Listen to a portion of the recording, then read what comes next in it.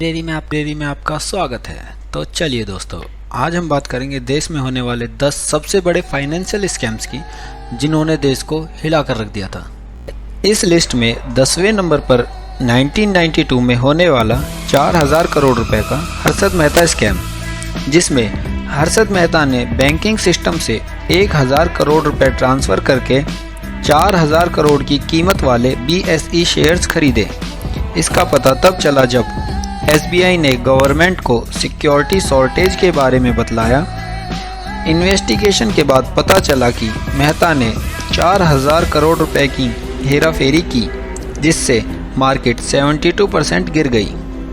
9वें number पर 2013 में हुआ 5600 करोड़ का नेशनल स्पोर्ट एक्सचेंज स्कैम यानी NSEL स्कैम, जिसके मास्टरमाइंड जिग्नेश शाह, उन पर 5600 करोड़ रुपए की एक्सचेंज पेमेंट का आरोप है, जिसके चलते हजारों लोगों को नुकसान उठाना पड़ा।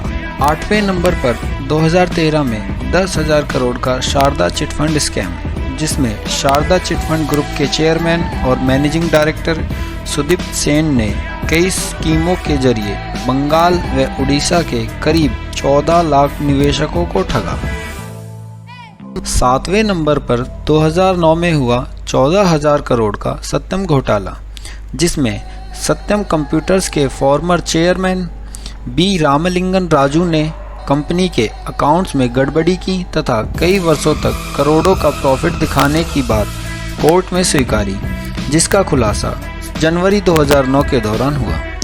बाद में सत्यम कंप्यूटर्स को महिंद्रा एंड महिंद्रा ग्रुप ने खरीद लिया। 6ठे नंबर पर 2002 में हुआ 20,000 करोड़ का तेलगी स्कैम, जिसके मास्टरमाइंड अब्दुल करीम तेलगी, जिसको नकली स्टैम्प पेपर की कला में महारत हासिल थी, जिनको वो बैंकों तथा अन्य संस्थाओं में बेचता था। इस घोटाले की पहुंच देश के 12 राज्यों तक पहुंच चुकी थी। 5वें नंबर पर 2010 में हुआ 24,000 करोड़ का सहारा हाउसिंग बॉन्ड स्कैम, जिसमें सेबी के रूल्स को वायलेट करते हुए इंडस्ट्रियलिस्ट सुब्रतो रॉय सहारा ने 2 करोड़ 96 लाख इन्वेस्टर्स के लिए बॉन्ड इशू किए, जो पूरी तरह से इलीगल थे। 4थे नंबर पर 70,000 करोड़ का कॉमनवेल्थ गेम्स घोटाला। इंडिया में पहली बार आयोजित हुए कॉमनवेल्थ गेम्स के लिए गवर्नमेंट ने बड़ा बजट रिलीज किया। आरोप है कि इसमें से आधे से भी कम की राशि जमीनी स्तर पर खर्च की गई। कांग्रेस सांसद और खेल प्रशासक सुरेश कलमाडी और कई बड़े ऑफिसर्स पर आर्थिक अनियमितता के आरोप लगे और उन्हें जेल जाना पड़ा। तीसरे नंबर पर 2012 में 1.5 से 2 लाख करोड़ का हुआ वकाफ बोर्ड लैंड स्कैम, जिसमें कर्नाटक स्टेट माइनॉरिटीज कमिश्नर ने पूर्व CM DV सदानंद गौड़ा को रिपोर्ट सबमिट करते हुए बताया कि कर्नाटक वकाफ बोर्ड की सुपरविजन में आने वाली 27,000 एकड़ जमीन पर इलीगल माइनिंग हो रही है तथा गैरकानूनी तौर पर हो रही माइनिंग में 50% जमीन वकाफ बोर्ड की थी, जिसमें नेता और बोर्ड सदस्यों की मिलीभगत थी।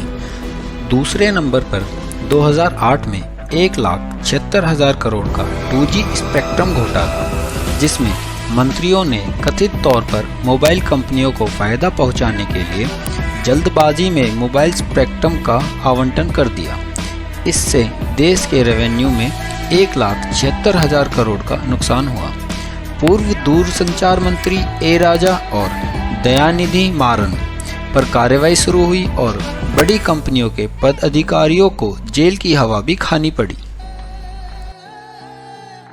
पहले नंबर पर 2012 में हुआ 1,86,000 करोड़ का कोयला घोटाला।